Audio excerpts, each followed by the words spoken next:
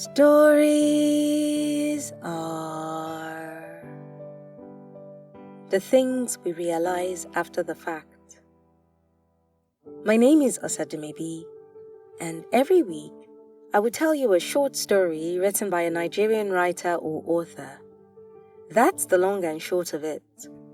So without much ado, this week's story is by Chiziterem Ogbonna, and it's titled Quiet, a Memo.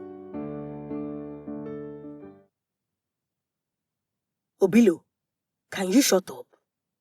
Why are you always making noise? Can't you learn to read the room? Read the room. I don't hear it. Carry that boy out of this room. I don't care if he's my baby brother. I don't want him sleeping on my bed. Take him to his room. If that boy wee-wee's there, I will be very angry with you. For God's sake, why are these children always coming to this window, eh? Why can't they leave us alone? 25. We were 25 at home this year for Christmas. Home. Here would refer to my village, or as my father would prefer to call it, my roots. 25 walking, talking people in that compound. About 23 of those would consist of my cousins, uncles and aunts, the offsprings of my grandma, or Dada as we call her. I came home this year, not grudgingly, but not cheerfully either. I came torn between sentiments of, I'm too old for them to be ordering me around like this, and family is important. Plus, it will be nice to see everyone again. I just wanted to get it over with. And so, get it over with I did. And it wasn't that bad. In fact, it was mostly great. Except for the noise. Not noise as in loud, unpleasant sounds, but noise as in constant interruptions, never-ending activity, and lack of a private space. This particular irked me because I wanted to write. But how could I sit down to write when I could barely get 2 hours to myself? At first, I wasn't given a room, so I had to sleep on a couch in the living room. And with 25 people in the house, there is no alone time in the living room. There is always someone eating or talking or walking past. And even when it was quiet, there would be at least 2 other people sleeping. Eventually, I was given a room to share with 5 other boys. Of course, it didn't change much. Besides the occupants of the room, everyone else wanted to walk in and play or eat or sleep here. Regardless of where I went, there was noise. I just wanted some quiet. And wait till I tell you about how each of my relatives had their own special way of getting on my nerves. The youngest members of the households were Ike, Miracle, Isaac, and Chikamso. Isaac was particularly selfish and would not stop fighting for the remote with the other children. He would impose himself on everyone and everything and asked that we all gave him whatever he wanted and watched whatever he watched. All this despite being 6 years old. Ike, age 3. He was the baby of the house, who would constantly insist, by crying of course, that he sleep on my bed instead of his own bed. And then he will go on and urinate on it while asleep. I will rage at my sisters for bringing Ike into my room and scold Ike too. But he will come back the next day and do it again and again. Miracle Kwano. Miracle would open the window to our room and just stare at us and smile until we decided to chase him away. When we did, he would then proceed to quickly run away, smiling gleefully like he wanted us to know he had some secret up his sleeves but wasn't going to tell us. It was cute at first, maybe for like 2 seconds. And then it just became annoying real fast. I would always chase him, then close the window. But he would simply come back again. Chikamso. She would constantly bug me for my phone. Uncle, please, I want to play game. Hell. Auntie, please, leave me alone. My battery is low. But no rest for the wicked uncle. She would follow me around and beg me without rest. But it wasn't just them. Obilo was not my cousin, but was a member of the household. He stayed in the village to help my grandma take care of the house and do all the chores she was too old to do. He was constantly excited and playful. He would walk into a room, and regardless of what was going on, he would start talking very loudly or joking about something when I probably just wanted to take a nap or have some quiet. It always got on my nerves. And my little sister, she would always want to hug me, hold me, or lean on me. I'm not a touchy person, and I value my personal space. So I had very little tolerance for this and would always push her away. She would remind me that I was her brother and should hug her. I would dismiss her. There was always tomorrow after all. I would hug her some other time. The list goes on and on. Everything and everyone irking me in their own not so little way. I was tired. I wanted everyone to just get out. I just wanted to be alone. I just wanted some quiet. Today, most of my cousins left. Bro Wisdom left yesterday. Abigail left this morning. And the rest went to Port Harcourt this afternoon. The only ones left were Isaac, Obilu, my brother, and I.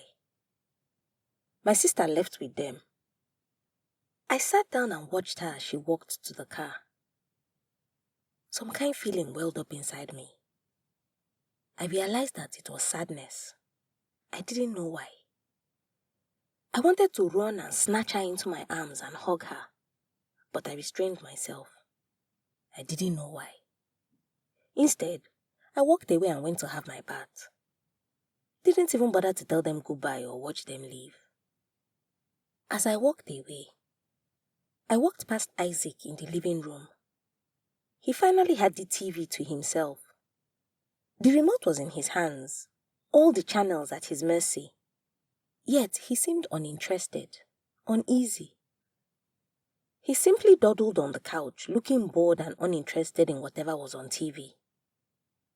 While having my bath, it occurred to me that I may have been too hard on my sister. She's heading to Port Harcourt, and me, I'm heading to Ibadan in a few weeks. I probably won't see her till next December. I should have hugged her more, shouldn't I? I had been too harsh. I began to feel bad. For what seemed like the first time in eternity, I had the room to myself. I lay down but then began to feel uneasy. The room was a little hot, so I got up to close the window. As I reached out to it struck me there was no little boy called Miracle running away, smiling gleefully anymore. It was just me, closing an ordinary window. My discomfort didn't go away, so I went to the living room and sat down to write. I opened my notes app and stared. Nothing came. So I lay down and listened, and there was no sound. It was 4:38 p.m.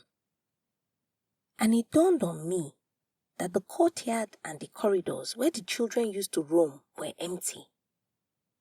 No pattering of little feet, no crying or bickering. My cousins were gone, and I had finally gotten what I wanted. The house was quiet. The house was too quiet. I am leaving tomorrow, so while packing my bags this evening, Dada called me to have a word with me. She thanked me for the money I sent to her sometime in the year, then pleaded with me to forgive my siblings if they ever hurt me. She only requested one thing from me, that when I go back to school, I remember to call her from time to time. The request nearly broke me, as I thought about how lonely she would be in the village with no one to talk to, and all the times I refused to talk to her or go and see her. As if poetically, tonight was the first time in 2 weeks that NEPA didn't bring light, so we ate dinner in darkness. The silence in the compound was overwhelming, accentuated even further by the darkness.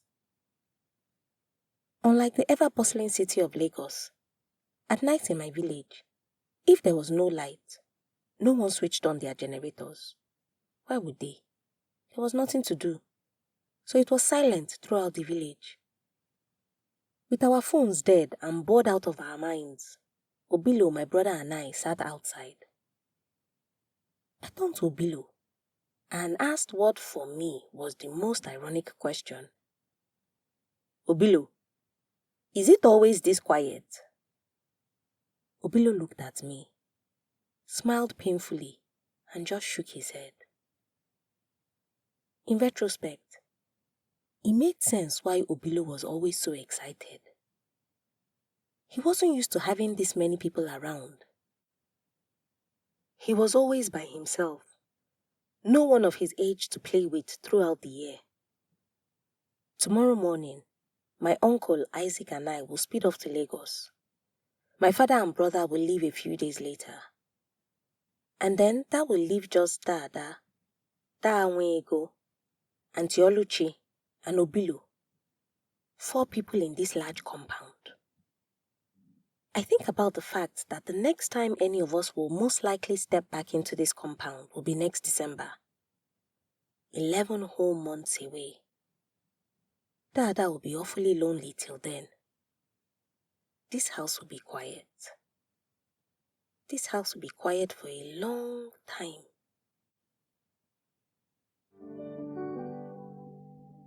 Chiziterem Ogbonna is a writer who resides in Lagos. He is a law graduate from the University of Ibadan who loves talking about Jesus on social media and reading and writing all things startups and technology. You can read more of his work on Medium at Chiziterem and connect with him on X at Chiziterem O and on Instagram at Chizy_O. Details and links will be in the episode description. If you've got a story you would like to be featured on this podcast, or a published book you want to make into an audiobook, send an email to info@osadumebi.com or send me a message at Osadumebi on either Facebook, Instagram, LinkedIn, or Twitter. I look forward to collaborating with you. And if you've enjoyed this week's episode, please subscribe, leave a review, and tell a friend that stories are a good escape for a few minutes each week.